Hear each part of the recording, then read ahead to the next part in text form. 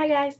So today I wanted to do a video that I've kind of been thinking about doing for a long time, which is my top 5 favorite books.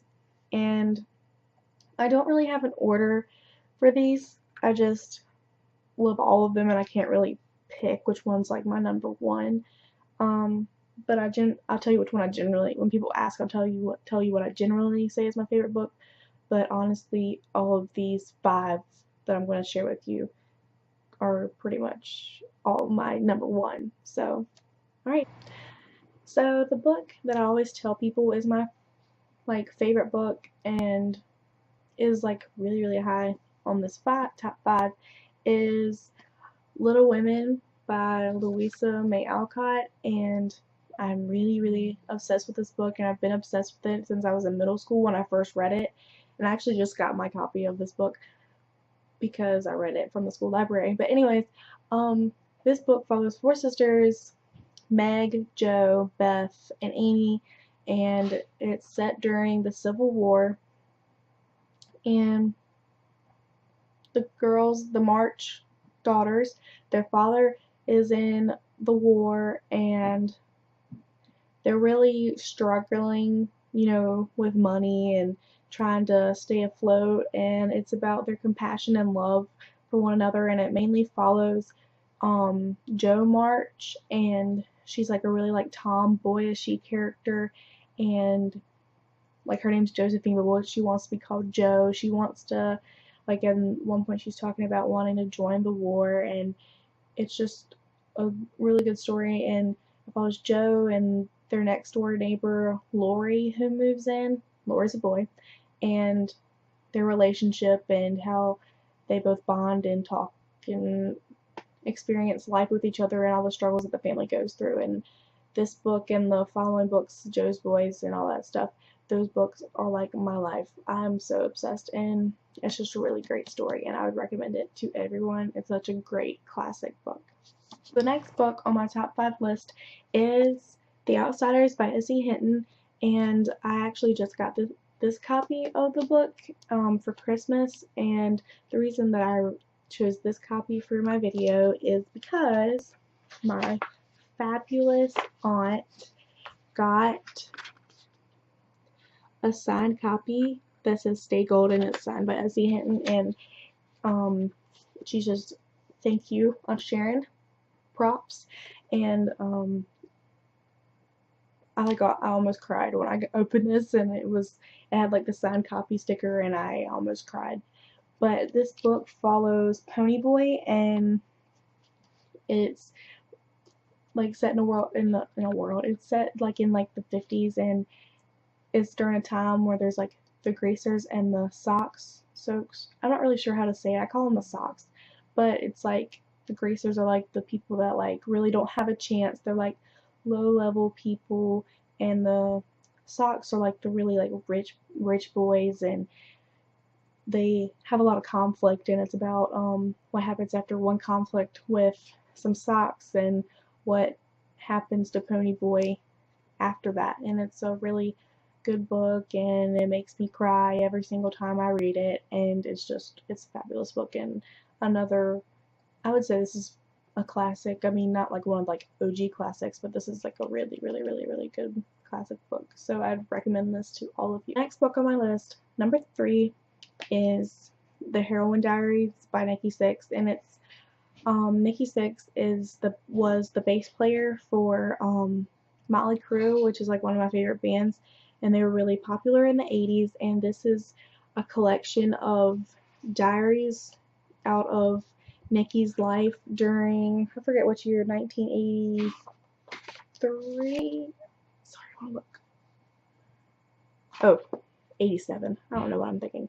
But it's diaries that he kept actually during the 80s, and it follows his struggle with drugs and alcohol and depression and all of that, and it's really harrowing, and it's a really good story.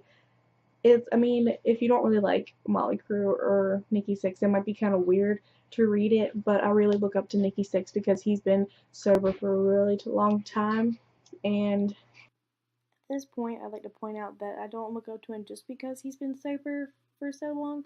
I also up to him for a number of different reasons, and he's just a really huge inspiration. Not just because he's been sober, but that does play a part in it. I really look up to him. He's like a role model for me, and this is one of my favorite books. So yeah. So the next book that I have is one that I actually just read at the end of last year. I think it was like December when I started it, and it has quickly become one of my favorite books, and I'm obsessed with the series, and I can't wait for the next book.